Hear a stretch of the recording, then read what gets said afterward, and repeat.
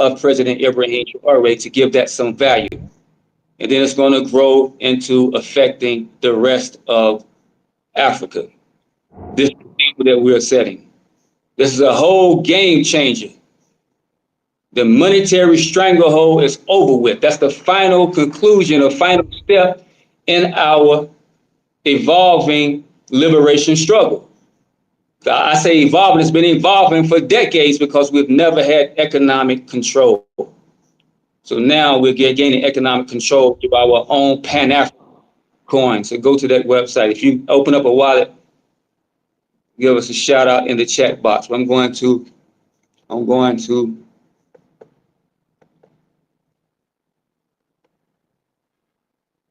Malik, can you put that in the officer's link too for me? So I can, Okay. Thank you, salute. Hold on, everyone. I'm trying to. Okay, there we go. Okay, we see some people got the wallet. Comrade V has the wallet. Koti, Talib Shabazz, Ophelia has the wallet. Malakia has the wallet.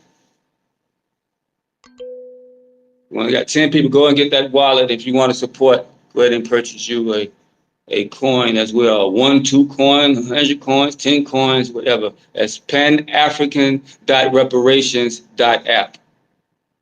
Yes, I'll get that wallet, but if I try to do it now, I'll lose signal. So, it'll kick me off. But I'll get it, comrade. And you'll see a button there where you can purchase. I was going to share that on my screen, but it's messing up if I try to go live or stream on my laptop. Sorry about those operational deficiencies, but that's what we are. That's part of the reason why we are here, so we can get rid of those operational deficiencies. Okay, number 2. But that's number 1, and that's number 2, 3, and 4, but probably number 5.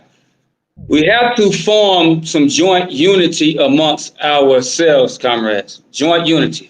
I'm not saying leave your organization, but like Malik has been championing for years, a united front, but not just a united front so we can look good, get on stage, and take a picture. We need a united functional front. Functional.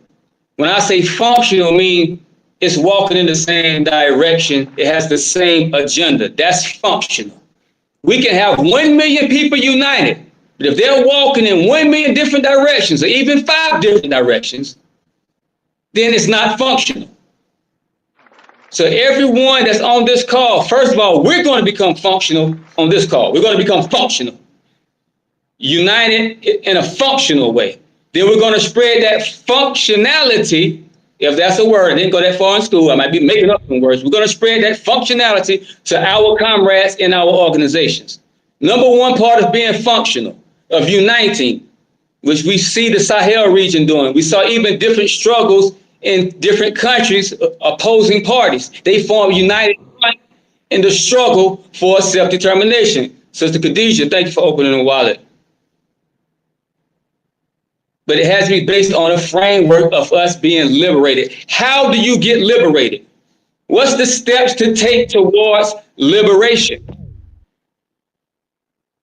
What steps do you? We all saying we're liberated, we're revolutionary. Well, what does a revolution look like?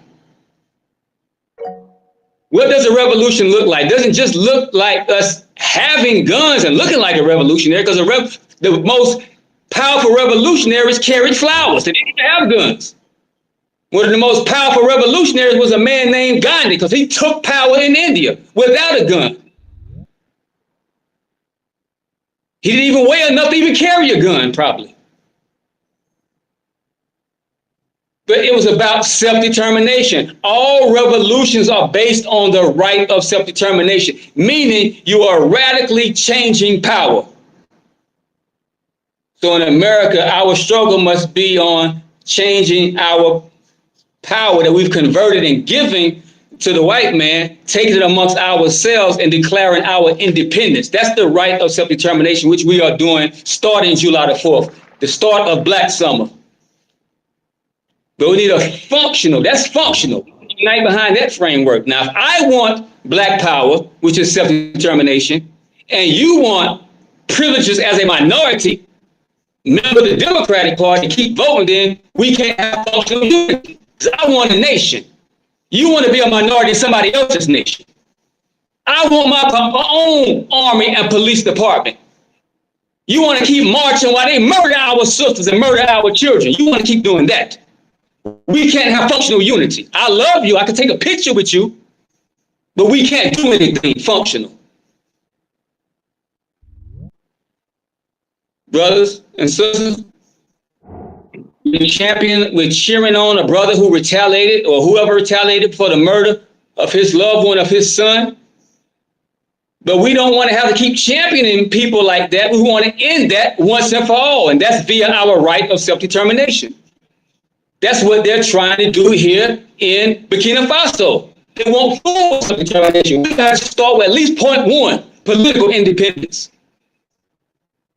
Anything else is not going to work. We done tried it.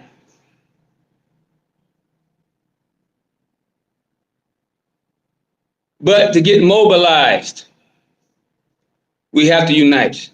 We're calling on all organizations to go to put the link to afrodescendants.com. That's the Afro-Descendant Union, not the Afro-Descendant Nation, Union, where we can work together on this agenda, just like the European Union. They're not one nation. The African Union is not one nation. They work together on an agenda. When they was the organization of African Unity, they worked together on the agenda of all of them becoming self-determining. All of them becoming politically independent. So we want all, as a whole, we want to be independent from the American slave master. We want to be independent of Donald Trump. If that's your motivation, that's good enough for me. I want to be independent of Biden, Trump, Kamala Harris, Obama, and all of them fools. But if that's your motivation, so be it. We need to be independent. In other words, or otherwise, Trump gonna put the full hand of the lawlessness against you if we don't do what we're supposed to do. So go to Afro-Descendants Union, go to the Black Summer page and find out what Black Summer is and register your organization to join, to unite with us. Don't leave your organization, but let's organize and coordinate together. And organize and coordinate with our brothers in the Patriotic Front and the Alliance here in Burkina Faso. We can't work together unless we are organized with the same agenda. Their agenda is self-determination. So we can't have an integration agenda. We're the only one with that agenda on the planet throughout history. And if others had an integration agenda, they'd quickly drop that agenda. Not integration, self-determination. And then we become the power. Somebody wants to integrate with our society. If they want to come and join ours, then they're under our power. But we must understand what self-determination is and what that looks like, what revolution looks like, what success of Ibrahim Traoré looks like. What does it look like? How do we get the success of Ibrahim Traoré? How do we get success for Malik? How do we get success for Niger? How do we get success for the whole of Africa? Because all of Africa is rising up this year, starting Black Summer. All of Africa. We're declaring full independence, not just halfway political independence in Africa. And we're using Traoré as an example. He's just a shining star. But borrow light and become light and stars ourselves. He just sparked it by standing up as a youngster. Now we got to become Ibrahim Traoré. This man right here beside me, this is Ibrahim Traoré. That's Ibrahim Traoré as well. He's young too, just like Ibrahim. He's younger than Ibrahim Traoré, but these brothers are standing up. So we're standing up as well in America. But it's not just rhetorical. We're not just marching and saying hands off Traoré. How are we going to make sure they can't put hands off on Traoré? How are we going to make sure if they do put hands on Traoré, 1 million other Traorés, 2 billion Traorés stand up around the world? How are we going to make sure that happens? What Fred Hampton said before the government that many of us believe in assassinated him? He said, you can kill a revolutionary, but you can't kill the revolution. And Thomas Sankara said something like, if you get rid of Thomas Sankara, heck, 1 million other ones will spring up. But you can't spring up if you don't even know what's motivating Ibrahim Traoré. You don't know what's motivating Thomas Sankara. And it was the right of self-determination. What motivated little bitty Ho Chi Minh to give America its first loss in war. It was the right of self-determination, nothing else. He didn't want to integrate with France. He didn't want to integrate with Japan and any other nation. He wanted full independence of his own. And all struggles are based on that. So we must base our struggle on the same thing if we want to help Ibrahim Traore, if we want to help the Sahel region. And of course, some of us are coming over here, creating a beachhead. We're moving over here, creating a livelihood in Burkina Faso. Me, myself, I'm with the Kingdom of Kush. We're in what some may call the Egyptian and Sudanese desert. But I'll be here as well, all over Africa. Because when you got the spirit that we have on this call, then no place confines you. Wherever the struggle is, that's where you are. And that's where I am. Until we are totally liberated. But right now, the hot spot is in Burkina Faso, and I'm right here with my comrades, and we figured this thing out, and we have figured it out, and we know what we got to do. But all of us must take part in that. Bear with me.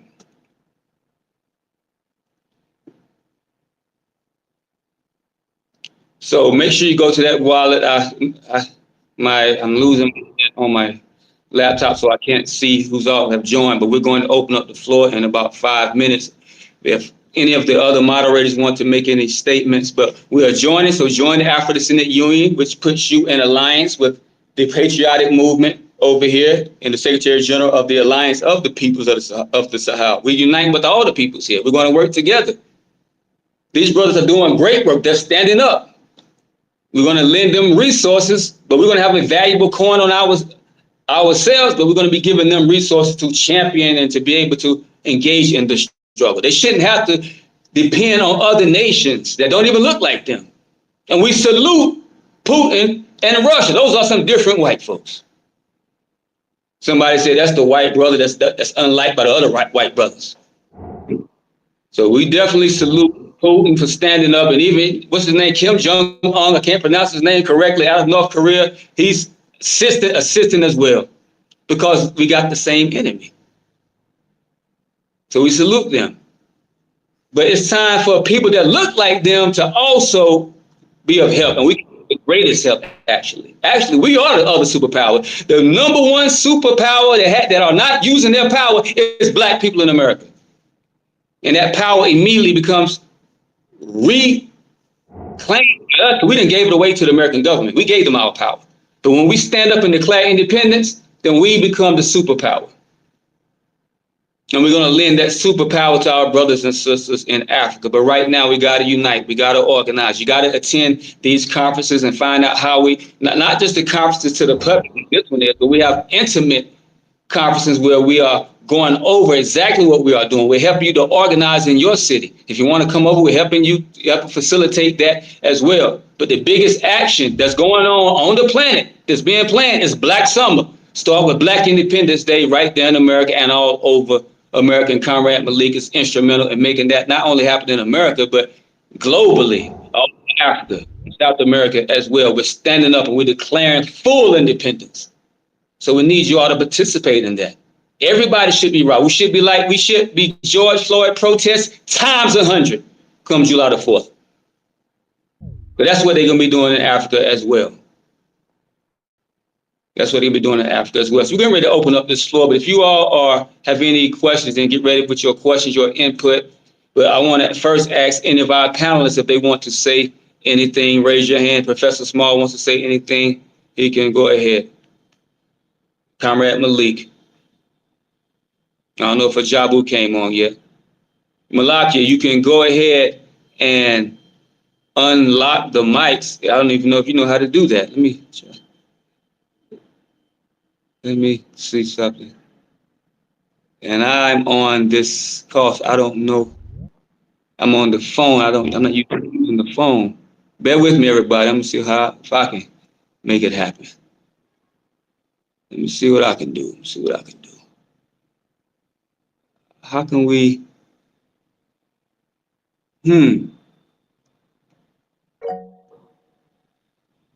Yeah, Professor, we're gotta unlock the mics. Unless Malaki would make sure you don't push the button. Malaki, if you don't know how to open the mics, then give Professor moderator rights so he can say something. Okay. I'm gonna open up my computer briefly. I'm gonna try to open it up, my laptop.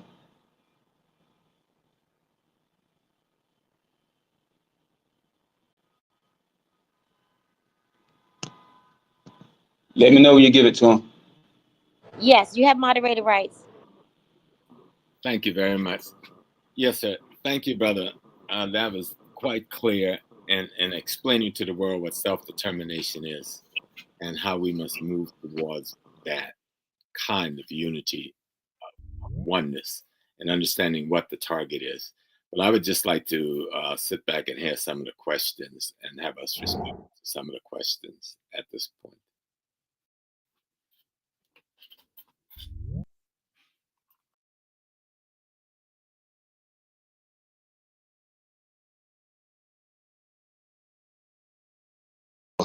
Let me hold on. I'm gonna unlock the mic. So I'm gonna go. I gotta have to cut my laptop on. Go to my laptop and use that interface because that's what I'm used to.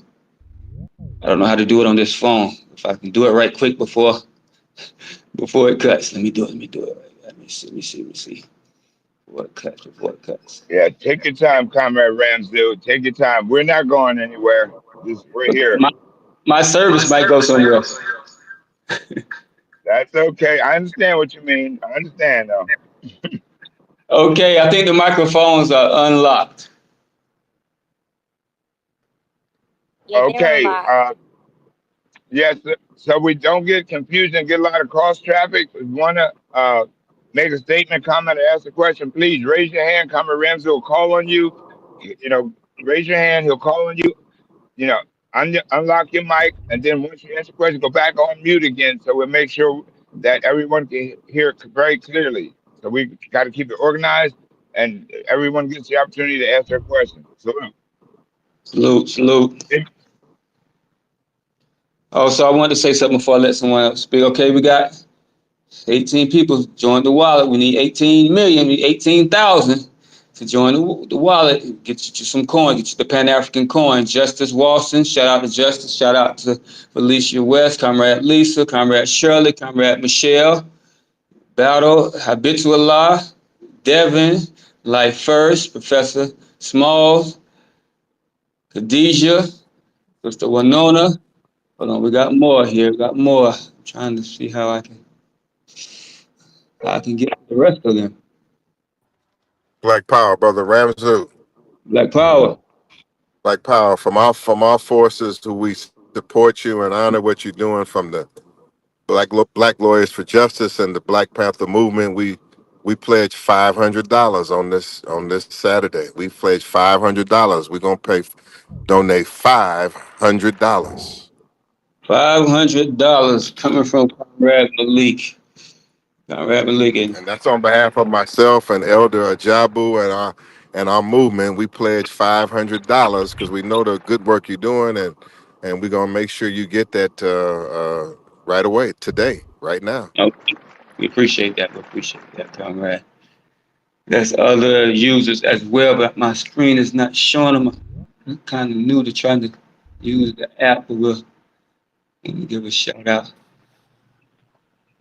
All right, the floor is now open, but brothers and sisters, that is the game changer. That coin right there is going to change the game all over Africa, starting right here, You're giving some funds to the Patriotic Fund as well as to our patriotic movement here, and to purchase gold to store, following Ibrahim Traore's policy, Captain Ibrahim's policy of storing the gold here and giving some value. So we'll be purchasing that, so that coin will have value. It actually can be used. It's not just a speculative coin. It's going to be used throughout the country and throughout the region, and hopefully throughout Africa. We sure it will be throughout Africa with your assistance. PanAfrican.reparations.app. PanAfrican.reparations.app.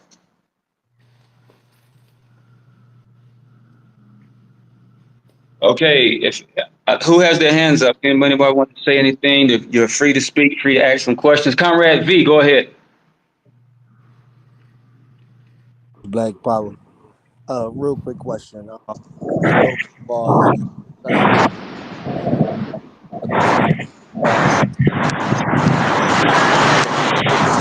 Comrade V, we can barely understand you. A lot of background.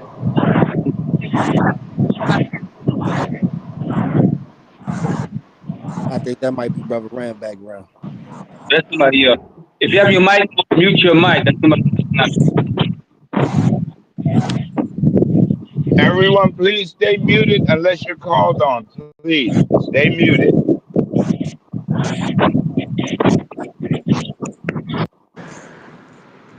I believe it's the Burkina profile. Can y'all hear me though? Malik, mute Burkina, whoever that is. All right, go ahead, Comrade B. Yeah. I was asking the members of the AES as far as recognition in our nationhood. Is that something that's either, well, it doesn't have to be discussed here, I guess. But of course, just as far as the agenda, as far as whenever you declare and whichever territory is designated, there actually being a public or a governmental support or some type of verification of recognition on their part as far as our nationhood, because we know that's not really dependent on the UN, but it's dependent on what other nations, of course, recognize our status. So I was asking as of course to that, and then the other part was in exercising self-determination territorially, we do have the option to set up certain places as being independent, as in they're simply aligned with us, completely controlled by us. But we do have the option to align ourselves with other nations. Is it possible to maybe even put on the plate or up for discussion the option of one of these territories being designated to be maybe a subnation or a, there's got to be a better word for it, I can't think of it right this moment, but a not necessarily a colony, but to a degree, almost like a district of or a province of associated with one of those members of the AES. And having that on the table, at least, even if that's not nothing that can be answered at this juncture, just as far as it being on the plate for discussion, and as far as the long-term agenda, and I work together with them. Yes, okay, great question, Comrade V. We are working with them. I've even been in more discussions with inspired by a bold young captain. We who have been inspired by mute their mic, mute whoever that is. nation of Burkina Faso. There you. Yeah, let me mute. Okay. Can you all hear me? Yeah, We can hear you. Okay. Yeah, I've been in discussion. I've talked with the Foreign Affairs Minister. We have to meet some more and discuss those issues of recognition. But of course, those will definitely go forth, and we will be recognized if we stand properly. In international law, something called the Declaration or Friendly, I'm getting the name kind of mixed up, but it's dealing with friendly relations and cooperation amongst states. I think it was drafted in around 1970. But it explains how to assert the right of self-determination. It says the establishment of an independent state, sovereign and independent state. That's one way of asserting the right of self-determination. Another way is integration with another independent state.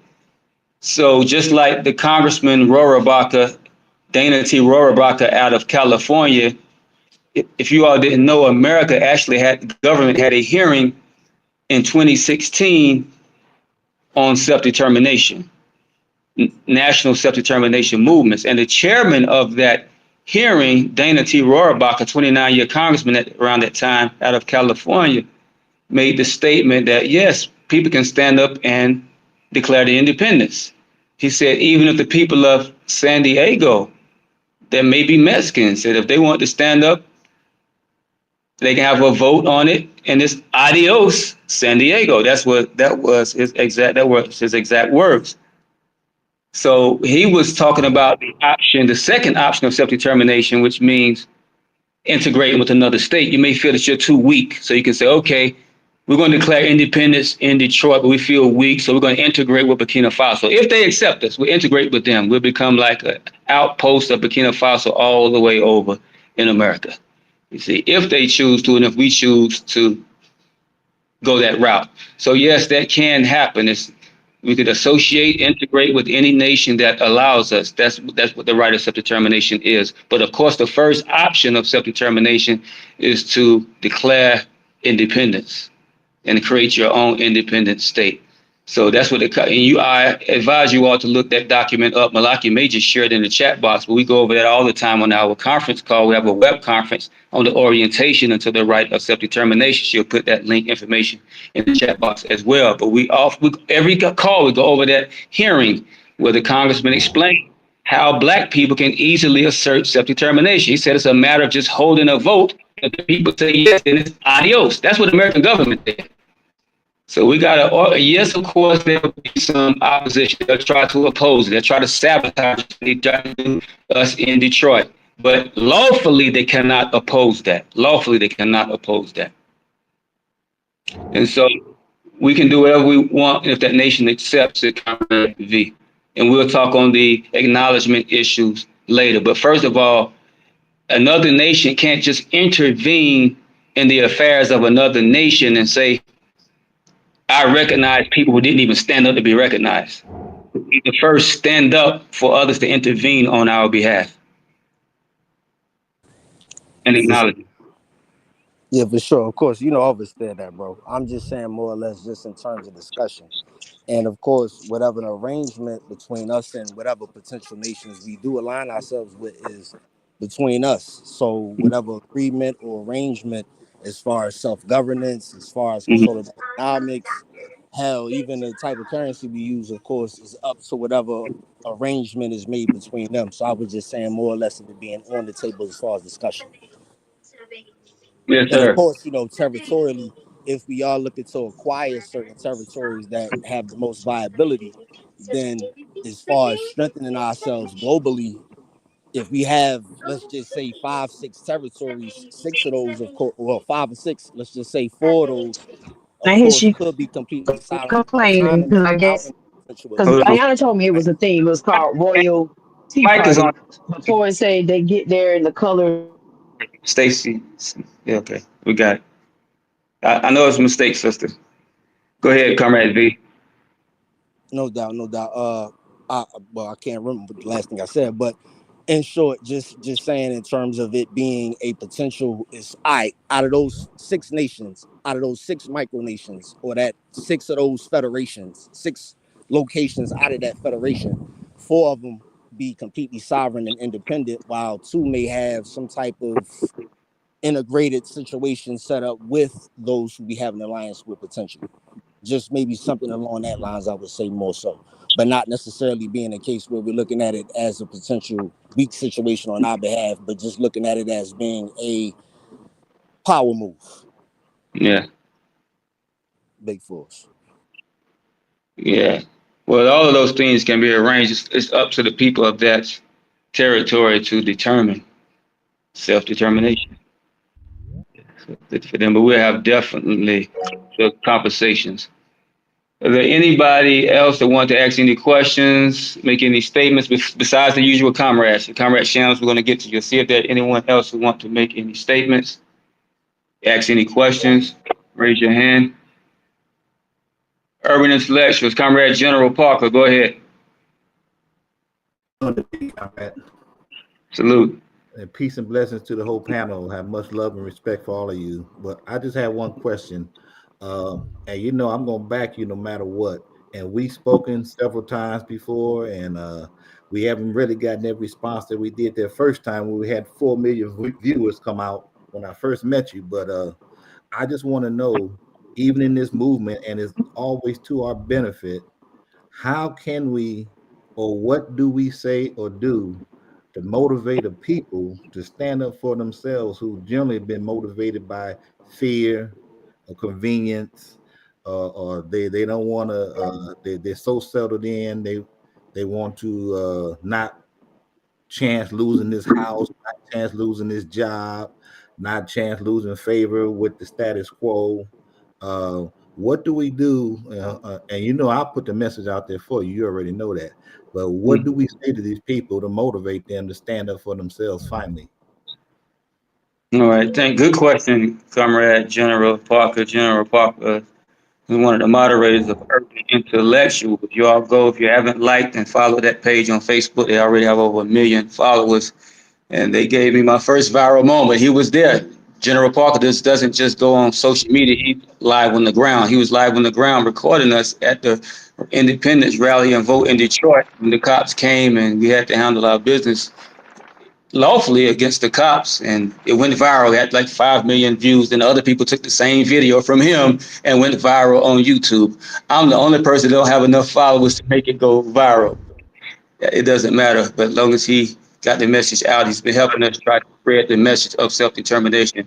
But your question, General, say that one more time. Brother Ramzu. You motivate. Brother Ramzu. Yes, Malik. Can y'all hear Maybe I me? can help take a shot at that. Yeah, I can hear you. Can I take a shot at that answer? Yeah, then I'll answer after you as well. Go ahead.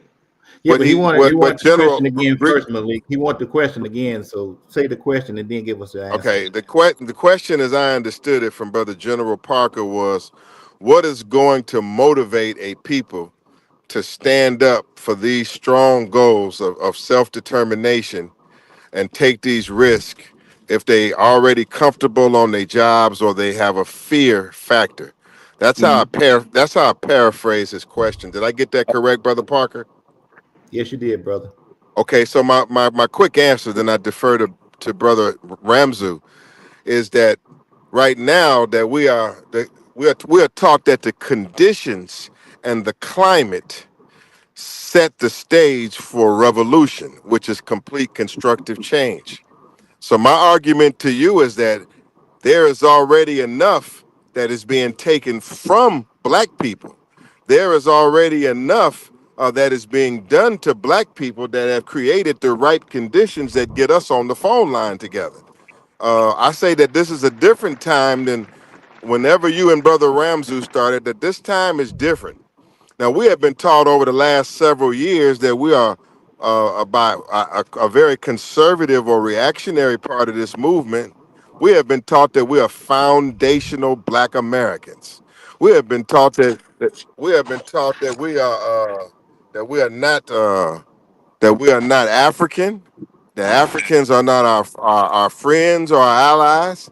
And because we are in a fight for reparations for Afro descendants, then damn it, we against everybody else, every other black man and woman on the planet. That was an Uncle Tom doctrine, a reactionary doctrine, an all-American buck dancing, bootlicking doctrine. Okay, but today it's different. Today, everywhere, black people in the West and in America are standing up for President Ibrahim Traore.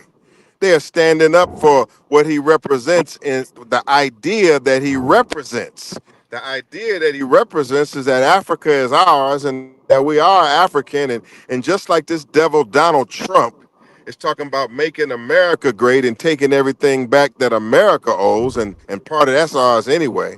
God damn it, we black people are inclined now to take a stand and say we want everything back that's owed to Africa. And so the climate is right. They're taking government jobs. They're firing black people. DEI, taking even weak, watered down forms of affirmative action from us. Donald Trump has unleashed the police on black people and said that he's putting the military through the police on black people and ending even expanding even qualified immunity, which was a gross affront to self-determination. So my argument to you, my king, is that the conditions are ripe right here. Now, what we need is effective leadership. What we need is to take the passion and the involvement and the hype and the recognition of the people of the great things we're talking about, and this leadership has to convert it to a tangible reality. And that's why I'm standing with Brother Ramzu today, because we are going to convert this energy into a tangible material reality called self-determination and a nation of our own, either here and abroad. here Right. and abroad. We taking what we do here, and Burkina Faso, Ghana, and everywhere in Africa is ours at the same damn time. At the same damn time. It is. It is Black Power. All right. So okay, now I know the the question, and I'd like to address that as well. But Malik said along the lines what I'm going to say. Most of us have read a book called The Art of War, Art of War by Sun Tzu. Or somebody might have written it, but attributed the techniques to and methodologies to Sun Tzu. He said sometimes when the soldiers won't fight, you got to back them up against the wall where they have no other choice but to fight, and they will fight for their lives, and oftentimes will even win. Black people, we have been domesticated, so there's no fight in most of us. Most of us, there's no fight in us. So in order to fight back, sometimes you got to be kicked. What Donald Trump is doing right now, he's kicking us because the condition that we were in under all of them, Republicans and Democrats, wasn't hard enough to wake us up to take some kind of action. But now you got a man that's just outright just kicking the lion. So even though that lion is domesticated, it's going to just rise up in response. Some of them. So a lot of them, actually. So that's the art of war technique that Sun Tzu said. So we didn't have to back our people up against the wall. Donald Trump, the American government, is backing our people up. And you said they don't want to lose their homes, et cetera, et cetera. Well, 80% of us are already functionally homeless. Some of us right now, we didn't pay our rent for this month yet. Some of us right now, we got our bags packed, getting ready to go to our mama's house right now. Some of us may be even sleeping in the car right now. So we have nothing to lose. So those type of people you motivate with what can they gain from the revolution? You mentioned housing is an epidemic right now for white and black folks in America. We mobilized the whole of Detroit. We had hundreds of thousands and tens of thousands, we're into the hundreds of thousands of people in Detroit ready to stand up, not for a red, black, and green flag, but to stand up because they are under a housing epidemic in a city that has hundreds of thousands of empty properties. So we told them, look, part of your benefit from the revolution is you get these properties. What did Jesus and the preachers of the Hebrew preachers in Jerusalem promise the people? They promised them the empty mansions of Jerusalem. If y'all stand up for this revolution against our oppressors, then you will get the mansions of the desolate city, because they had a housing problem as well. So we let the people know what they would benefit from. How did Castro mobilize people? How did Robert Mugabe in Zimbabwe mobilize them in the struggle in the 60s and 70s for liberation? They promised them an escape from the poverty that they had. So we let our people know that, look, you're not just marching for a red, black, and green flag. If we stand up, then housing is free immediately. If you stand up, just like we stood up and was motivated by a $2,000 stimulus check and some little PPP loan money, if you stand up, we taking over our cities and we leveraging the assets, we giving everybody a big stimulus check. That'll motivate some people. Teach. So we mobilizing and motivating them because we can give them something that they are being denied right now anyway. Right now we poor anyway. Right now we homeless anyway. So if we stand up in luxury. So we're promising them the same thing. That's how I use my own self. I motivate the people the same way they motivated people in the Bible. The same thing I was taught in the Nation of Islam. Luxury, money, good homes, and friendships in all walks of life. So that's okay. Money. How are we going to promise the people money? Because when we take over, we got assets. Like I said, $15 trillion in real estate value. $15 trillion in real estate value. Not geographical value, real estate value. Detroit is over 70 trillion in geographical value because of fresh water. What if we leverage that? We cut everybody a check. Now I can promise you also the housing that you are denied, that you're worried about right now, is free. So stand up and make it free. Now, if you're motivated by police brutality, I can promise you that police brutality will end the moment we stand up, because we create our own police force. And then we justly and rightfully, according to our new law, we can retaliate if we find that officer on our territory. Black power. So we can promise the people that to motivate them. If you're not motivated by living free of oppression, free of paying bills, and just having justice in general. If you're not motivated by that, then you deserve to be under this white man's foot forever, if you're not motivated by that. But I'm sure that 100% of our people wouldn't mind living for free. Housing is a human right anyway. I'm 100% sure that our people wouldn't mind getting a reparations check. And I say reparations check, or reparations is self-determination, according to the real definition of reparations.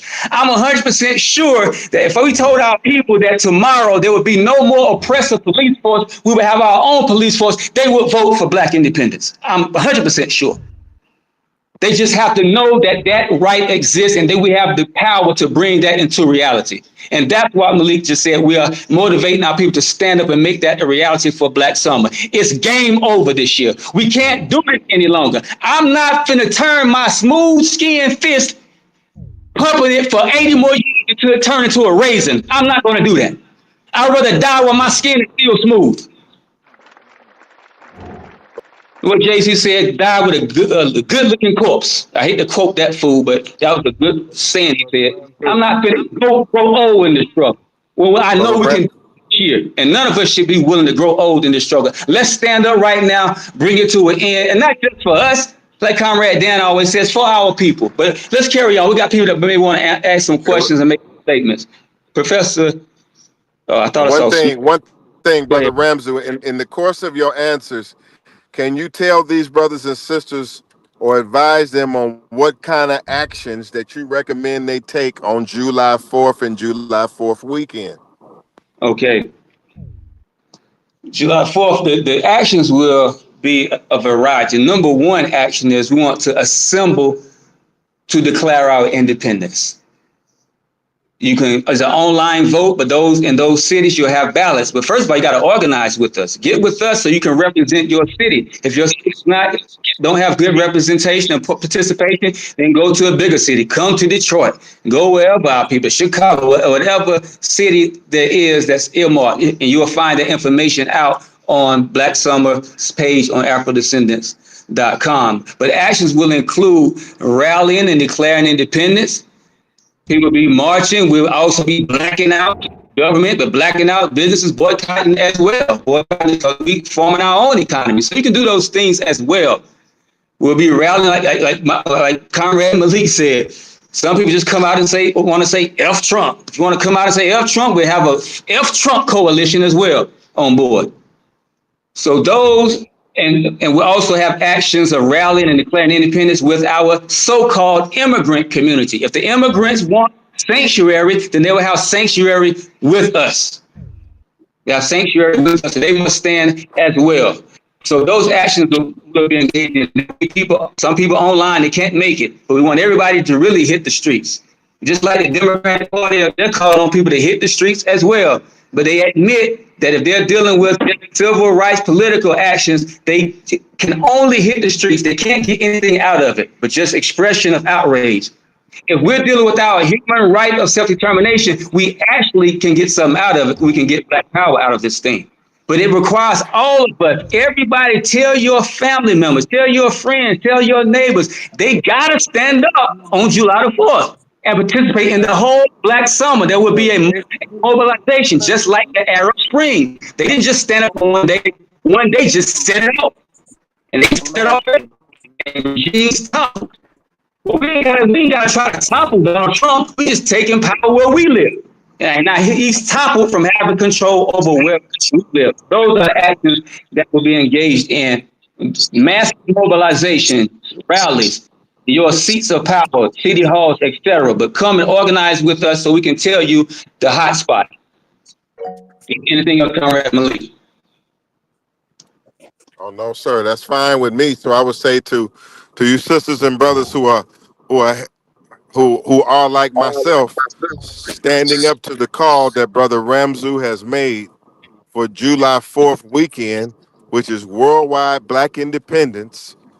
We are calling on you to, in your area or where you are, to stand up and take a stand for self-determination in the way that is the strongest for you.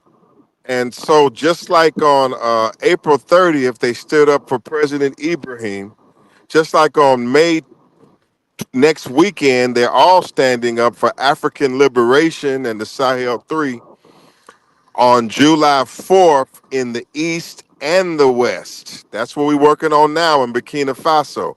In the East and the West, there are going to be actions that support self-determination, acts that support President Ibrahim, acts that support the leadership, all strong leadership in Africa, acts that support strong leadership here in the Western Hemisphere. There are going to be reparations teach-ins. There are going to be street actions. There are going to be some walkouts and blackouts. We're proposing that there be some strikes.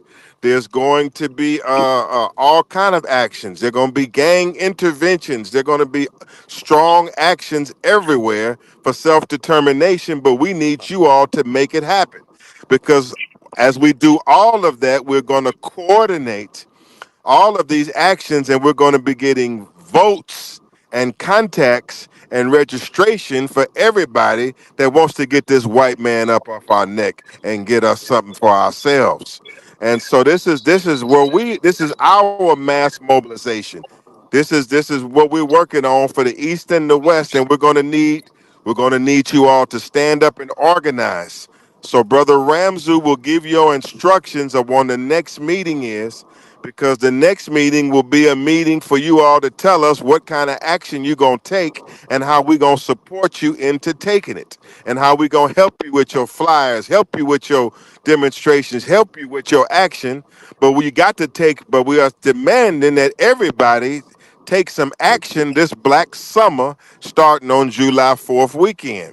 Okay, and so I to turn it back to him. He'll tell you when the meeting is, and we got our experts who are going to be here to help him. We trying to build a powerful coalition for self-determination in the East and the West that will rock this cracker all over the planet. Hey, brother Malik, could you leave your contact information in the chat? Because I want to get with you about trying to organize some things here and getting this word out and helping getting some spots here in America where we can make this thing known. So and I think Brother Ramsey let you know I got urban intellectuals. We got over 1 million followers, so we can get the word out. So, but I got connections kind of like you do too. So I want to work with you on this to try to set up a central thing here in America and get some people together and stand up. Hey, I'm honored to work with you too, and I'm going to put my email in the chat now for you and the rest of the Black family. Okay. Good word. All right. I think Sister Michelle Bowder wanted to say something, got a question. I wanted to make a comment. For as well. But go ahead, Michelle. I'm sorry, pardon me. Thank y'all for being present and ultimately being in Burkina Faso. As I said the other day, I wish I was there with you. I talk to Bobo Gilasso almost every day. I have an extended family there, and they're waiting for me to get to Burkina Faso. Which I do plan on getting there soon. Anyway, I am 100%, since I have listened in on you all speak the other night, 100% dedicated to the cause. 100%, anything I can do. I am in the city. I'm in New York, so I'm more than willing to conjure and speak to whoever I need to speak to here about joining forces and getting the folks on board for July 4th. Whatever I have to do, to make that happen, I'm willing to do it. And I just wanted to say thank you again for all of your hard work and dedication for more specifically Burkina Faso, but the continent in general, and for the liberation of all Black peoples. Thank you. Thank you, sister. You're welcome. Sorry about that, comrade. Justice, go ahead.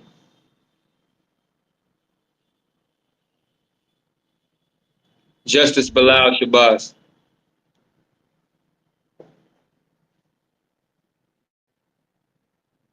You hit your screen, then you see the mic, then you hit the microphone. If you're having problems, you may have to go out and come back in. If there are any more hands up, Comrade Malik, let me know. If anyone got any questions, do not deal with any questions. This is the most critical conversation of today.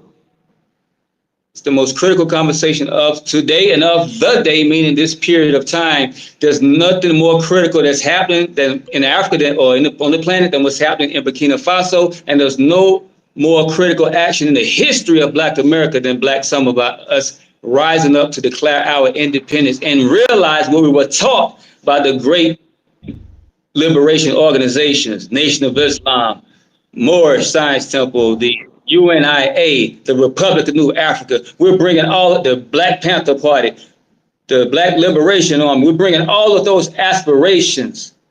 We're bringing all of those aspirations into fruition on Black Summer starting July the 4th. But we need all hands on for that to happen. Go ahead, brother. I think your mic is working now. Okay. Assalamu alaikum. I understand what supporting Burkina Faso means to them, but we have a fight here too, and I'm wondering if they are in support of the Afro-descendant nation. I'm reminded about what the messenger said to us. He said we needed land. We needed some land of our own. Mm-hmm. That's my main motivation when as far as trying to get reparations and stuff, and so we can do something like that. We can accumulate land of our own, be able to feed ourselves and house ourselves. I'm just interested in how that ties in with Burkina Faso. I mean, okay, are you finished? I'm finished, so submitted. Oh, okay. Well, first of all, I wouldn't be anywhere unless it was tied to the Afro-descendant nation and Afro-descendant people in the diaspora. I would love what they're doing, but if it's not going to benefit us directly, also mutually benefit us, then I can help as far as my capacity, but I'm not going to go through what I've been going through for that, but of course, there's some mutual benefit. They're standing up with us, as Malik said. We're rallying together and standing up during Black Summer for Afro-descendant self-determination, for the self-determination of Africans at home and abroad. So they're tied in together. They help and champion our cause as well. And like you said, some of us want to return to Africa, have a nation of our own. Well, anywhere, even if it's in Asia somewhere, that someone is standing up successfully against our enemy, that helps us. My enemy's enemy is my friend. So anybody that puts a dent, even just a dent in the armor of our enemy, then that's helping us. Even if they're not shouting out Afro-descendant nation, they're not shouting out Nation of Islam, they're not shouting out Republic of New Africa, they're not shouting out Black Panther Party, but it's just fighting against a common enemy. But here, the people are actually shouting out Afro-descendant nation. We were just on 2 broadcasts because this brother right here, the head of the First Patriotic Movement, he had me on national TV. Two times. We were expecting once. We set it off early in the day, and they invited us to come back. And we went back. And they was talking about Black Summer, our rise for Afro-descendant independence. They were talking about the Afro-descendant union, how we're uniting together for self-determination. They giving us promotion. So they are aiding and assisting us. And when you say a land of our own, that's why I've been in Egypt for over a year. I just flew here because we're working together for mutual benefit of Afro-descendants. So I'm in Burkina Faso. I'm also in the whole Sahel area. I'm in Egypt. We have a land of our own in that area as well. And it's not under Egyptian authority. But we'll talk about that more in close quarters, so to speak. But we have a territory there. We call it the Kingdom of Kush. We're resurrection of Kush. But it's sovereign territory that we're building on as we speak. I got people right there in the middle of the desert with trucks full of stuff waiting on me to return so we can build some more units, et cetera there. But that's for us. That's our land of our own. And countries like Burkina Faso, they're going to help us and give us some recognition and assistance. But right now, just their fight alone is helping us. But also they are promoting what we are doing and unifying for Black Summers. We stand in unison to declare independence and self-determination, or the fullness, fulfillment of the full right of self-determination everywhere. I hope that answers your question, brother. But you're right. I got the same sentiment that you have.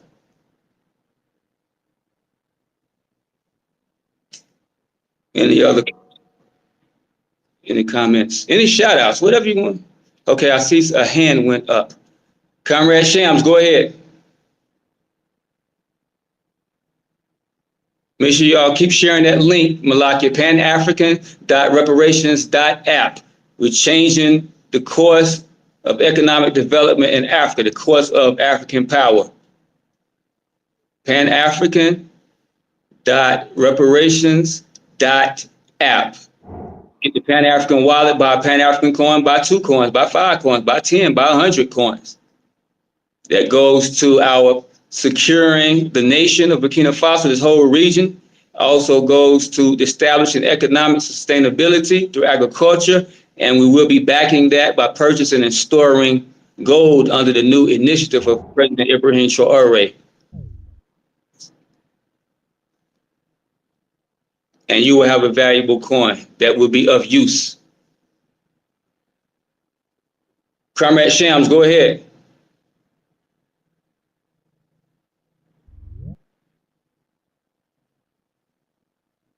Comrade Malaki, can you all hear me? Yes, we can hear you. Yes, all right, loud and clear. We can't hear you. You may have to go out and go in. Brother Justice Bilal, we need to connect. Connect with me. I'm also, you all connect with me on social media, whether it's Instagram, Ramzu Yunus, or Facebook, Ramzu Yunus. So we got to connect, Comrade Bilal. Or you can call the hotline, 888-999-6530, 888-999-6530. Talk to a human rights policy officer, and they'll put you in direct contact with me. But that's one of the motivations, General. You saw how it goes in Detroit, General, when we was talking about a housing situation. In Detroit, if you're from Detroit, you know, you are from Detroit, you know what happened in Detroit. They sit there and they stole and admitted that they illegally evicted hundreds of thousands of people. Hundreds of thousands of people illegally evicted. They admitted, the government admitted of Detroit that they took over $600 million, well over there, but they admitted to $600 million and offered people a $5 million program back. And the leadership of Detroit is doing nothing about it, besides yelling and hollering, and the main leadership is sitting around a round table with the mayor of Detroit, the white mayor, because he's giving them contracts. Some of those people Malik even knows. It's a new day, it's a new leadership, as Comrade Malik said. New leadership, bold leadership has to stand up right now and do something different, and it has to be bold. It's not anything new that they didn't know about, but they were not bold enough to take that stance. But we have no other choice right now. And I'm glad Donald Trump has given us no other choice. It's either fight or flight, brothers and sisters. That's nature. Fight or flight. I didn't go far in school, but I learned that much. There's 2 responses in nature.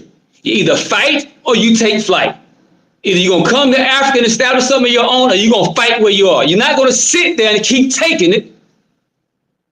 Who does that besides the people that have been demoralized and completely put out of action, completely neutralized?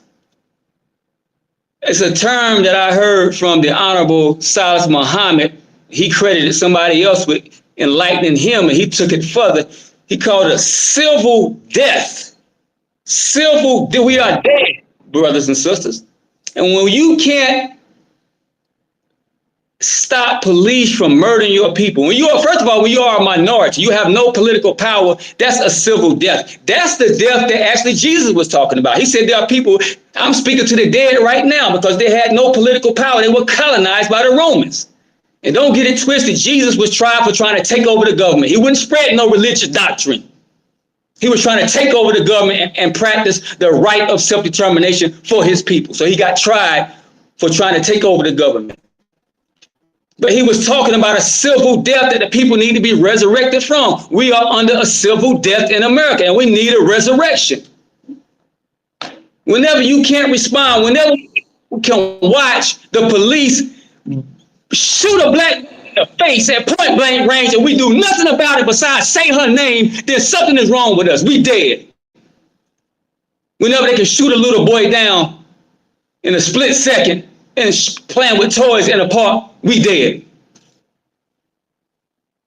Well, it's time we get resurrected. And that's what this Black Summer is about, the resurrection, the dry bones standing up as a great army, meaning we're taking action, we're taking power. We're not standing up to preach.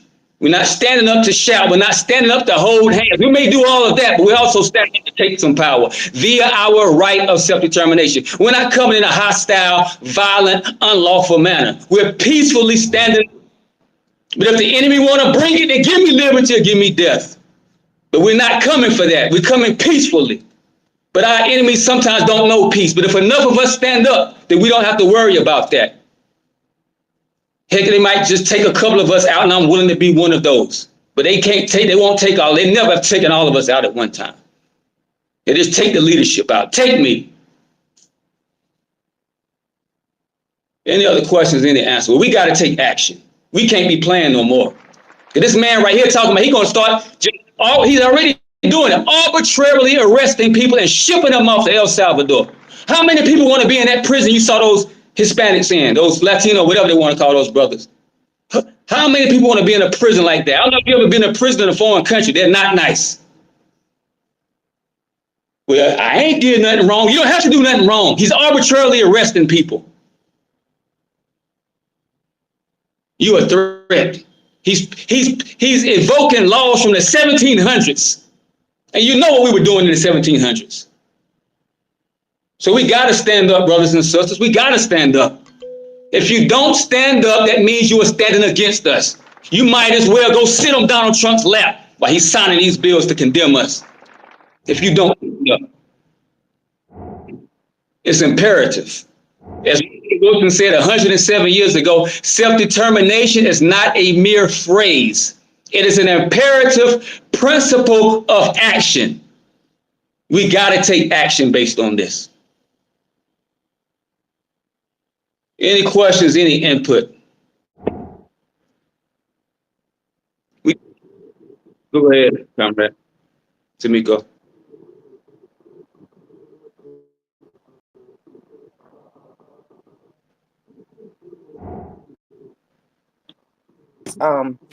Yeah, we know the climate of immigration and their need, to flee their countries and sanctuary cities and the climate that Trump puts them in for deportation. So the point I'm trying to make, some of those people that's been here for a while, may look like us or may not look like us, and they actually identify as Caucasian/white.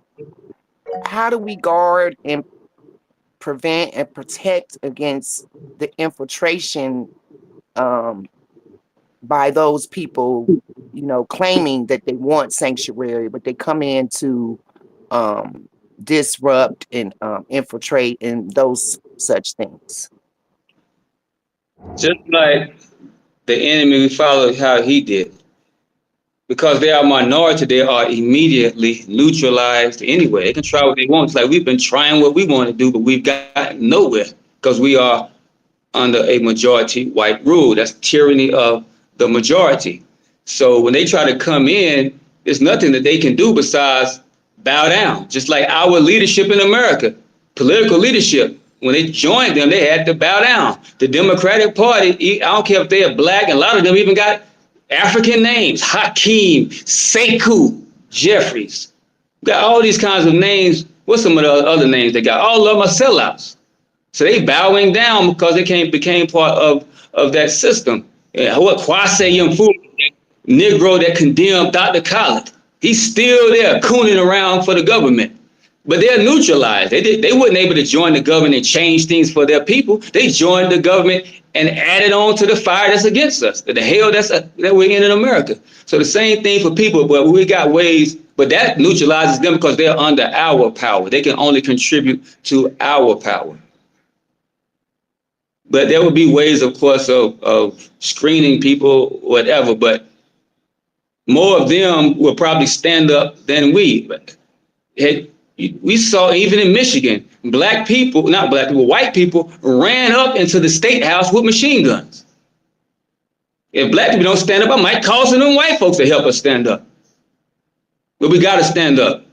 They haven't been denatured like us. White folks are in their full devilish nature. We have been denatured systematically, methodically, scientifically by the American system. So we're full of fear. I got a couple of licenses in my pocket, but police get behind me, I start sweating bullets and trembling because I'm traumatized. They done put it in my genes.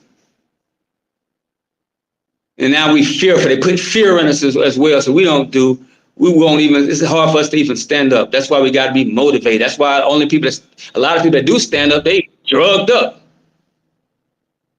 Because naturally our nature has been taken away. We've been denatured. But they'll stand up.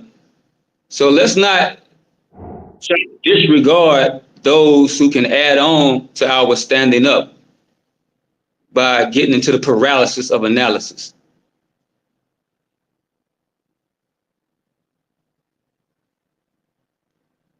Okay, we got Afro-descendant Ali. Go ahead, Carmen. Oh yeah, Afro-descendant Ali is probably streaming. We all can catch the stream because mine was messing up. I think Comrade General Parker's was messing up. We can all record Afro-descendant Ali and stream it on our platforms later on. Go ahead, Afro-descendant Ali.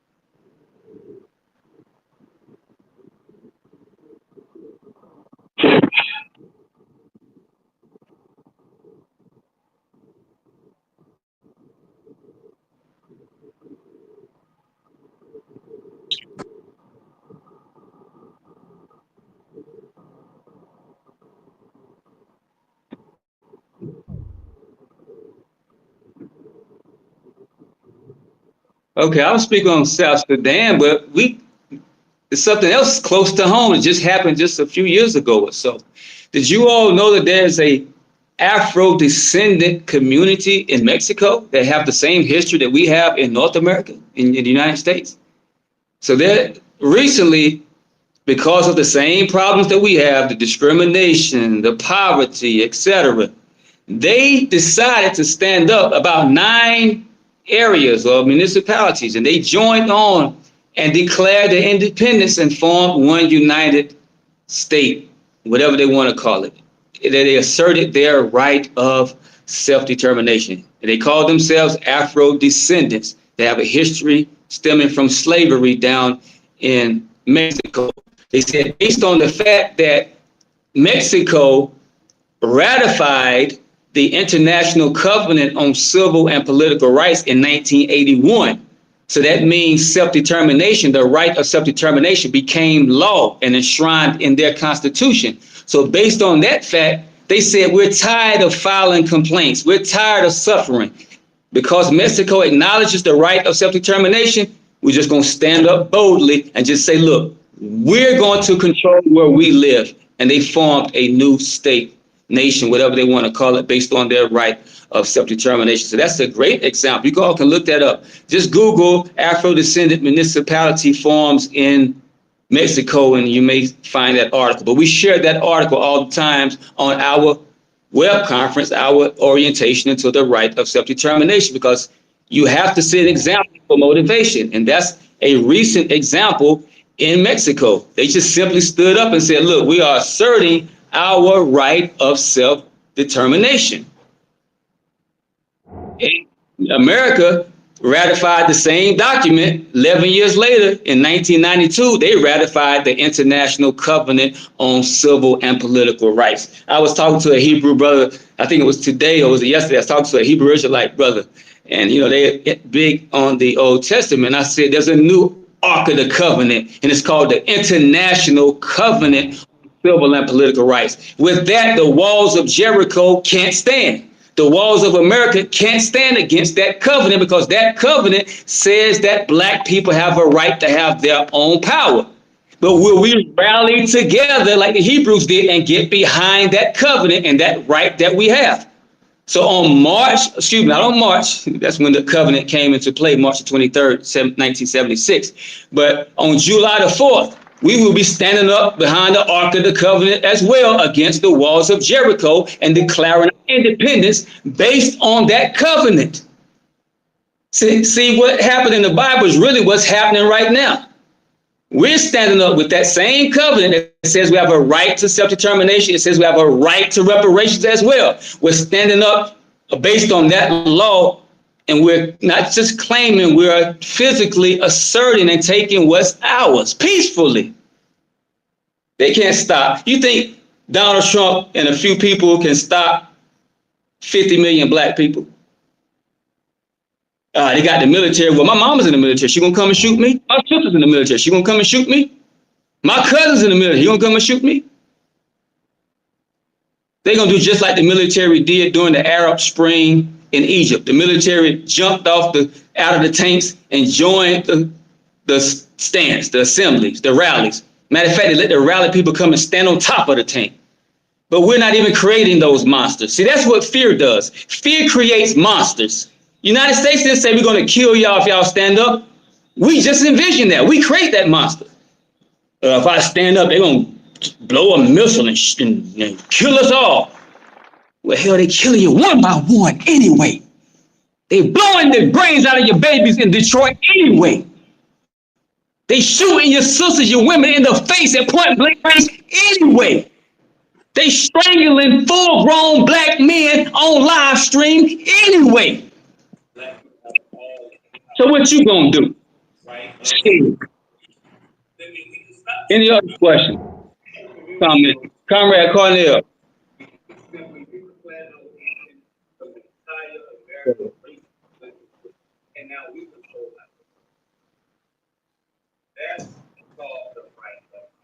All right, Cornell, do you want to say something? Somebody's mic is open. Make sure you close that mic. Find that mic and close it. There you go. There you go. You hear me? Yeah, go ahead. Yeah, I was going to piggyback on the Mexico thing, because they got also got a city established in 1609 called Yenga. That's also an African city in Mexico. Same thing, self-determination, but from 1609 they've been established, and like I say, it's in the Constitution. Even from the beginning of Mexico, if a black enslaved person arrived in Mexico, they're free from the United States, the tyranny of the United States. And that's just to piggyback on that. But like I said, we got to stand up. We got to stand up in the United States and around the world. Great to see people coming together here. And also, before I let time expire on us, tomorrow, 4 p.m., Malik, share the link. Will be on that after the Senate Union call, Black Summer call tomorrow, 4 p.m. Not at this conference.live/ADU. I'm going to put the link in the chat box. Everybody must become part of this. Matter of fact, you are drafted. If you're black, you're drafted. We're not even giving you a choice to join us. You're drafted. And if we catch you not standing with us, we're locking you up once we get self-determination. And I'm not playing with that. We're going to lock you up. You're drafted. Even in international law, it's quoted. I'm going to quote international law right now. It says, each individual has a responsibility and a duty to the community to which he belongs.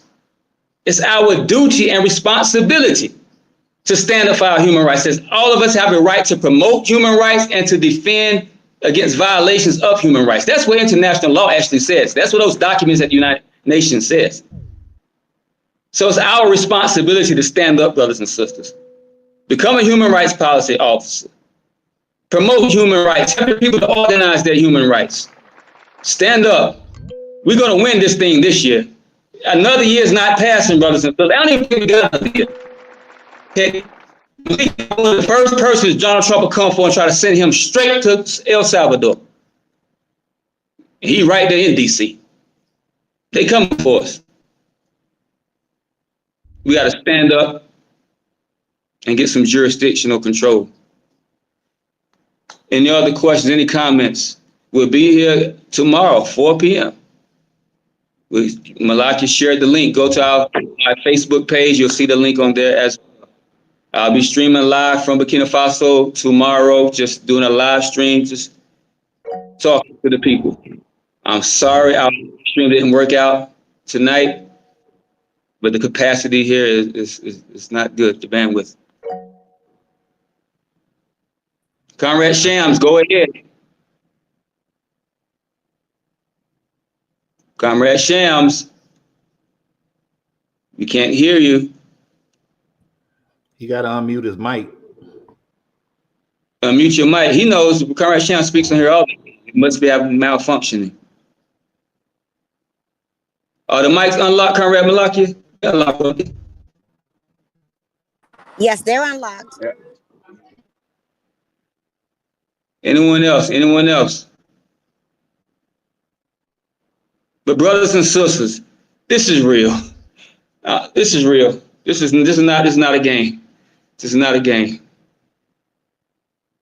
I hate to sound suicidal, but I can't keep living like this. I just can't. I just can't. Like the Quran says, oppression is worse than slaughter. If you're a real man, you just can't sit there and just be oppressed. You can't just sit there while they just murder our people and do us any kind of way. They have no right to even be in existence. The United States government, according to the lens of human rights, the United States doesn't even exist. They have no right to have jurisdiction over us in the first place. That's why they are scared of the lens of human rights. That's why they were afraid when Malcolm X started saying human rights and weighing America's actions up against human rights, because they don't exist. That's why they were afraid and had to immediately eliminate Dr. King, because most of you all don't know, but in 1967, just some short months before they killed Dr. King, he had a strategy meeting in Frogmore, South Carolina. Not a rally, not a march, a strategy meeting with the Southern Christian Leadership Conference. During that strategy meeting, Dr. King said, number one, we have moved from civil rights to human rights. Now, here's the number one civil rights man says, forget civil rights. It's not getting us anywhere.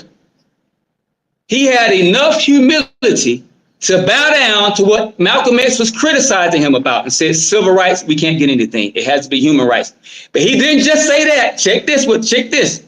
He said, for the last 12 years, we have been in a reform movement. We were seeking to reform certain conditions in the house of our nation because the nation wasn't living up to the very rules of the house that it has prescribed in the Constitution.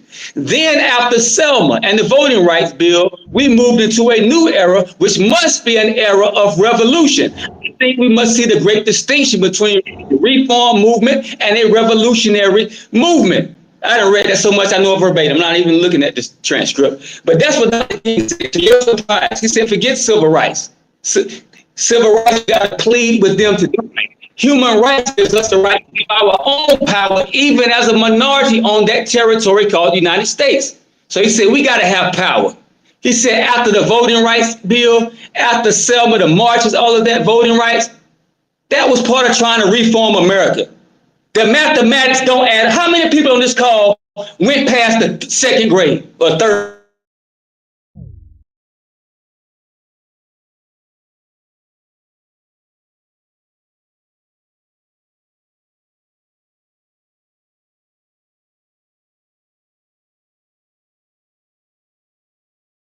We've gone from reform to revolution. He said we got to see the great distinction between a reform movement and a revolutionary movement. I know you all said Dr. King didn't say that. Look it up. It's online.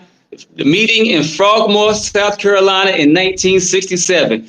After Dr. King, the light of that meeting got to the CIA, to the FBI, he was marked for death. They like Dr. King when he's trying to reform, when he's dealing with civil rights, because they will always be in power. But when he started talking about human rights and the fact that we had a right to have our own power, now that's revolution. Of course, Dr. King was talking about a nonviolent revolution, but he was talking about revolution. Revolution means taking power.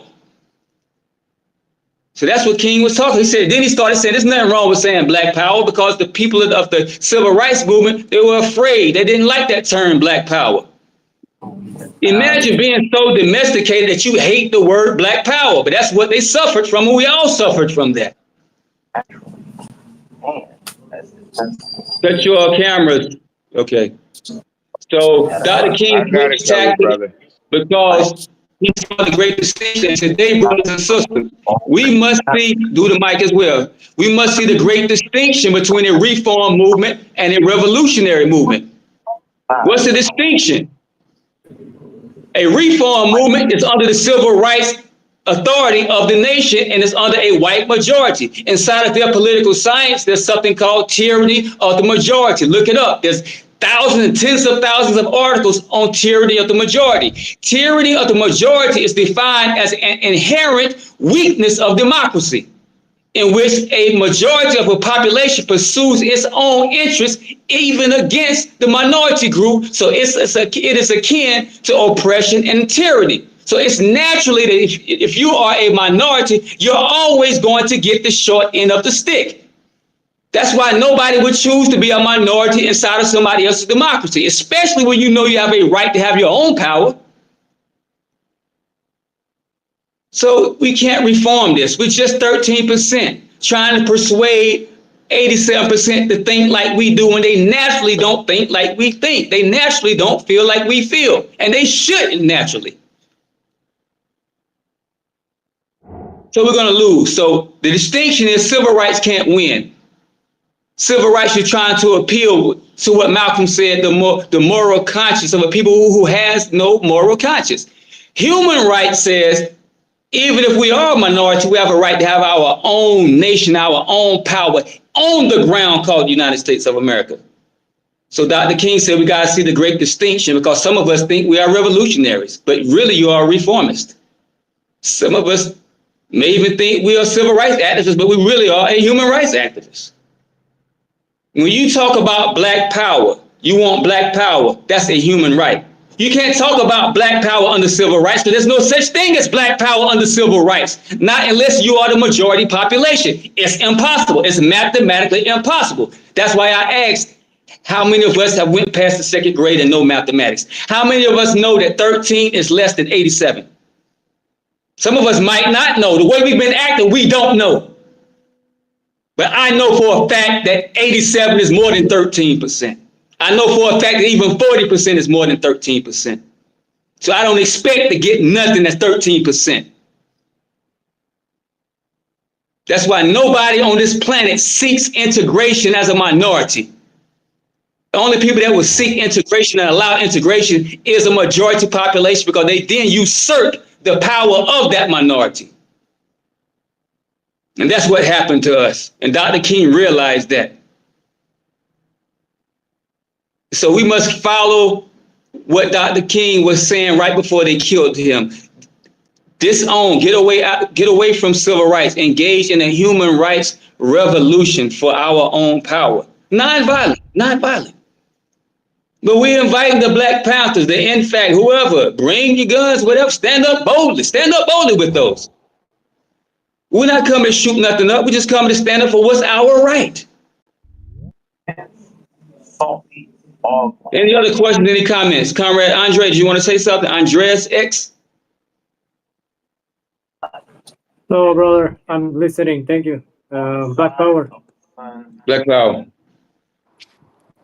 Any other questions, any comments? This is the game changer, brothers and sisters. This is the game changer. My comrade right here, Comrade Ajabu, he likes saying we got to change the game. He always saying we got to change the game. And that's what we were saying today. We was at the TV station, the national television station, saying we're changing the game. The unity of the billions of us, that's a game changer. Dissatisfaction creates change. Those of us who have studied those teachers under Fard Muhammad, under Elijah Muhammad, he said 30% or 70% dissatisfaction, 70% or 30% change. 100% dissatisfaction creates 100% change. So I think we are 100% dissatisfied in 2025. So that's going to create change. Even our sellouts in the Democratic Party, they realize that they can't do nothing. If they want to do something against Trump, they have to stand up for self-determination as well. The right to self-determination. Or otherwise, Donald Trump's going to hunt every last one of them down, which he's doing right now. And he should do. I hope he hunt Kwasi and Fume down for what he did to Dr. Khaled anyway. Kwame Fume. Unless if you stand up with us, Kwasi, and whatever your name is, then Fume, then we may forgive you for what you did to Dr. Khaled and to black people in general for being a sellout. If you stand up with us in this hour, we may forgive you. Whose hand is up? Go ahead and speak. Black Power race first. Black Power race first, Comrade Shams. Yeah, the way we being killed all out here in the street. A brother just defended his son. Killed the sheriff to defend his son, Brother Rodney Hinton. And they want to kill him now, you know. We have to set up immediate organized street patrol to all the organizations we have on here. I'm in New York too. I had to get contact Sister Michelle Battle, who's also in New York. Professor James Smalls is in New York, I think. I sat in the class of Professor James Smalls, and I think he might remember me. I know him personally, you know. But we got things going and see if we could set up economic trade program with Burkina Faso as well, you know. Get things more organized, because most of the time when we come off of conversations like this, we disband and disunite. We forget about everything discussed here. Black Power race first. Black Power race first, brother. My God. Michelle, go ahead. Yes, sir. Thank you. Brother Dr. Shams, may you please leave your email address in the chat so I can email you? And I also wanted to add that I just saw on Instagram and I reposted that the entertainer, what's his name, Burna Boy? The entertainer Burna Boy wants to do a free concert in Burkina Faso, said this year. So I don't know if you can and also I tagged you on a post earlier, brother Ra. So I don't know if you saw that, but thank you, Brother Sham. I see your email. So yes, if you can, I don't know if you're able to relate that to anyone, like, you know, the Minister of Entertainment. I don't know, I'm not sure what it is over there. But thank you for your phone number also, Brother Sham. However, yeah, so I don't know how true this is either, but if we can look into maybe contacting someone from his camp. I have a small background in fashion and entertainment and things of that nature as well. So that's why, you know, I try to keep up to date with what's going on. But this process and this right for self-determination and liberation of all, you know what I'm saying, people, African peoples in the diaspora, and also on the continent is way more, is like the most important thing that I have ever came in contact with in my entire life.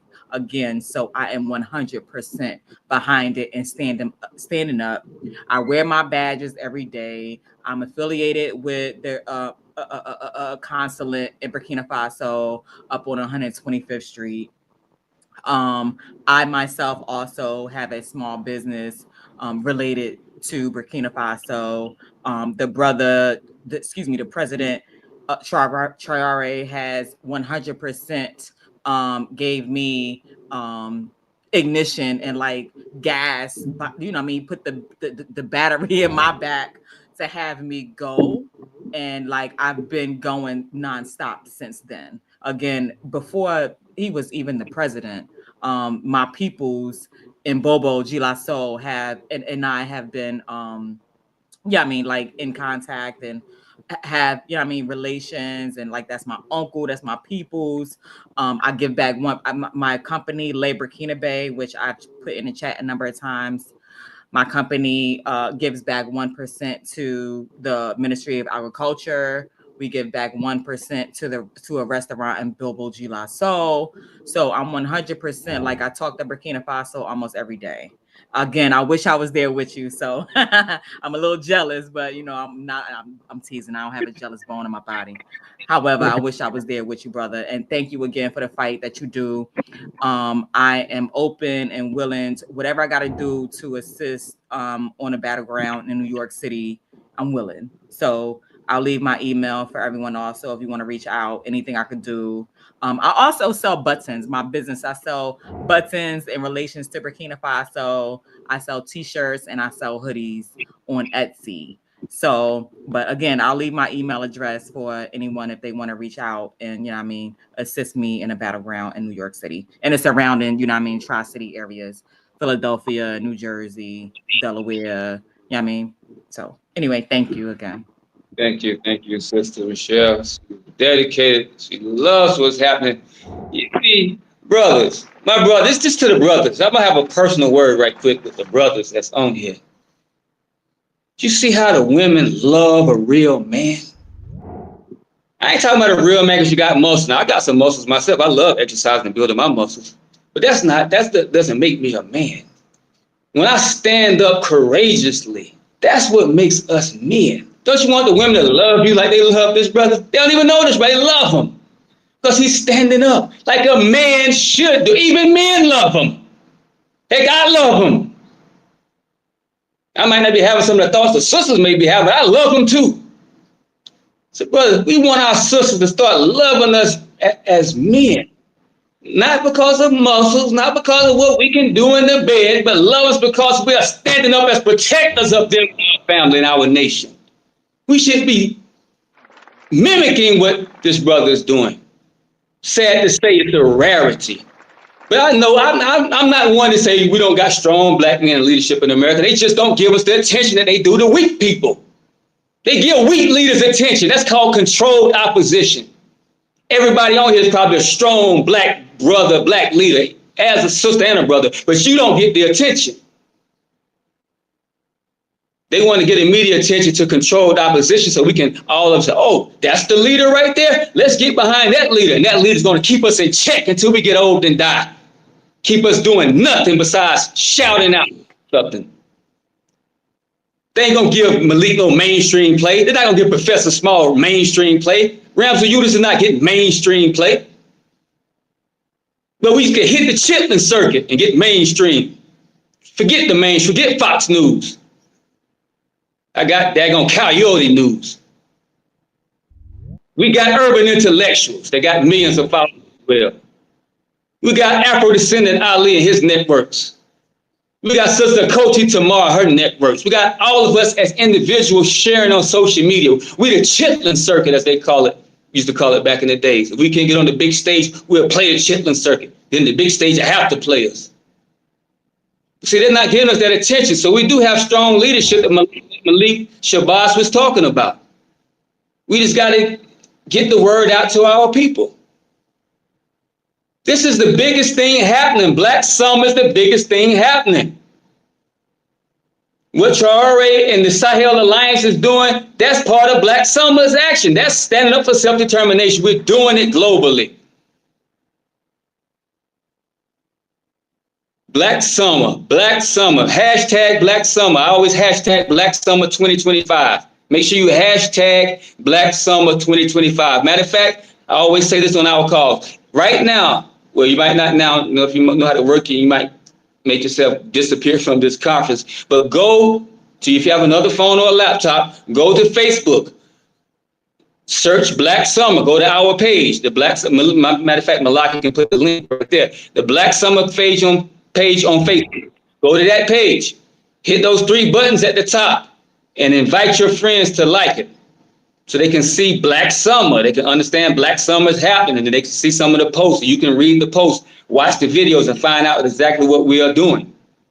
Share those videos. Roland Martin had a live stream that had it was his biggest live stream ever. He said to date, at that time, he said his biggest live stream all those years, only 75,000 people. Only 75,000 people. But now, because people are in a hysteria because of Donald Trump, and he was having a live stream concerning Donald Trump and the actions that should be taken, over 300,000 people hit that man's live stream. And you know what happened? He had absolutely nothing to tell them that they could do effectively. Him and the rest of those who were on. Quasi fooled me. I call him a fool. He's trying to fool all of us. He was on it. Maxine Waters was on all these raggedy black caucus people that have been there for years doing nothing for liberation. They're doing something for civil rights, but that's not meaningful. They ain't going to do nothing. That's why Martin Luther King abandoned civil rights. So I'm not just putting them down, but they condemned Khalid Muhammad, matter of fact. They condemned the black struggle. So they were on that stream because they were frustrated. They don't know what to do against this man called Donald Trump. Well, there's something that we can do. It's called assert the right of self-determination. Pretty soon, we're going to have 300,000 people on our live streams. We will have 1 million, 3 million people on these live streams. Because it starts with you and me. Each one, reach one. I know for a fact you're going to get off of this conference call. You're going to tell your family, you're going to tell your friends, hey, you're going to even broadcast it to your enemies as well. That there's something called Black Summer. There's something called a right of self-determination that we didn't know about, that they tricked us into not knowing about, that they purposefully gave us the word self-determination with an impotent, incorrect meaning. But now you know the real meaning of self-determination, the international, lawful meaning of self-determination. And it ain't just calling yourself Kunta Kinte. It's taking the plantation. That's what the real self-determination is. It's not just wearing a dashiki. Heck, you can wear some rags. You can be butt naked. But as you stand up for yours and declare your independence, that's self-determination. Don't let nobody fool you. We've been had, we've been hoodwinked, we've been bamboozled, and not by white people. They were using black people to fool us all these years with a civil rights struggle. And some of them did it sincerely. I love those who did it out of sincerity, but some of them did it out of collaboration with the enemy. So I'm not going to blame and condemn those who are sincere. Heck, I did some foolish things being sincere. But some people, what's that? The path to hell or something my mom used to say is filled with good intentions or something like that. Some of you know the saying. Some of you all know the saying. We've been in hell all these years, but it's been full of good intentions because we didn't know the right thing to do.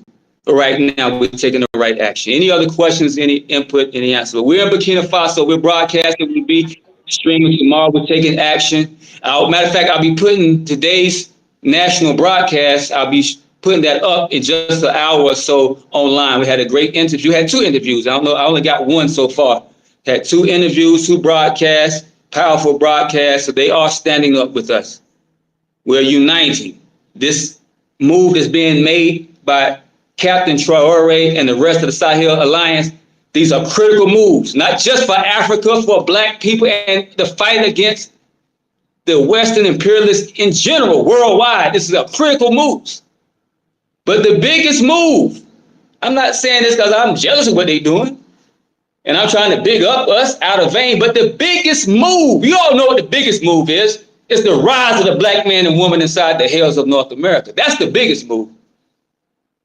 That's the most powerful nation in existence, is the black man and woman in America. We got to make our move, inspired by the courageous Captain Traore. We got to make a move right there. You want to help Traore? Make your move in America. You want to help Mali? You want to help Niger? You want to help the whole of Africa? You want to help Julius Malema, Juju down there in South Africa? Stand up in America. You want to help the Palestinians in Gaza? Stand up in America. Knowing this white man is probably some alien somewhere they're oppressing that we don't even know about. They're probably on Pluto, got their neck on some aliens, foot on the neck of some aliens, knowing these people. But if you want to help them too, stand up in America. We got to do something, brothers and sisters. I'm not going to hold you long. There's no more question. Make sure you also go to PanAfrican reparations.app. Get you a Pan-African wallet. Get that coin to support the Patriotic Fund, to support the Patriotic First Movement, to support our establishment of economic sustainability here with the gold program that the president has put in place, the gold policies. Get that Pan-African coin. Go to panafrican.reparations.app. That's how you can assist monetarily. You can assist with some elbow grease by taking action. You can also assist monetarily, as the Quran says, with your wealth or with your persons, or with both of them. Comrade Malik and the Black Panther movement has pledged $500, and he's a man of his word. He pledged that on one of my posts. Some people say, oh man, Malik talking big on there. Man, Malik called me like a week later, said, man, I got delayed, I'm sorry. How'd I send the money? Boom, it was there. The man ain't just talking. And that's for what we are building in Egypt and elsewhere in that region for Afro descendants. Malik may not even come there, but he liked the move that's being made. Any move for black self-determination, we should honor that. So brothers and sisters, not gonna hold you long. There's no more questions, no more shout outs, no more input. Any last call, raise your hand. If not, then we're gonna sign off, but we need your participation. We will be on tomorrow's call if you want to really get involved in what we're doing. Malik is putting the link, or I'll share the link as well tomorrow or later on today, justiceconference.live/ADU, 4 p.m. Eastern Standard Time. That's the Black Summer Self-Determination Conference call. Get on that call. Learn what we're doing. Learn the basis of it. Learn how you can get organized and get involved, how we can help you in your city.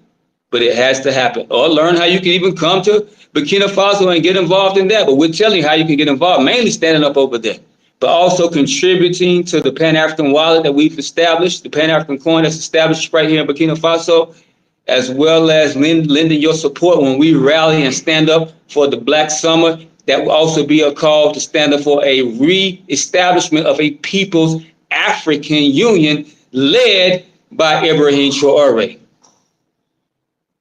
You're standing up for that as well. So sorry for keeping you long, but we had to be strong with this and inform you of what's going on. I love you all. I wish we could just stay on here chatting it up, talking and getting to know and love each other.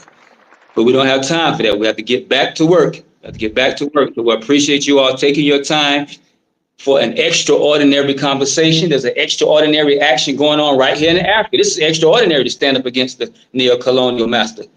And when we talk about an extraordinary action as far as Black Summer and Black people standing up for self-determination. And according to the laws of cause and effect, if you do something ordinary, ordinary result. If you do something extraordinary, then you're going to get an extraordinary result. Brothers and sisters, let's get the extraordinary result by doing something extraordinary in America and globally. Stand up for your right of self-determination. Black Summer 2025. Everybody have a peaceful day. Love you all. Stay safe. Salute. Salute, comrade.